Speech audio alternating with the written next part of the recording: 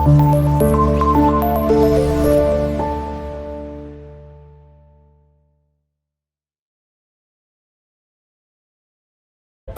the Lord.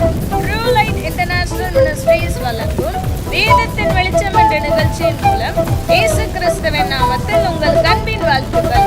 இன்றைக்கான கேள்வி, புது உடன்படிக்கையின் மத்தியஸ்தர் யார்? புது உடன்படிக்கையின் மத்தியஸ்தர் யார்?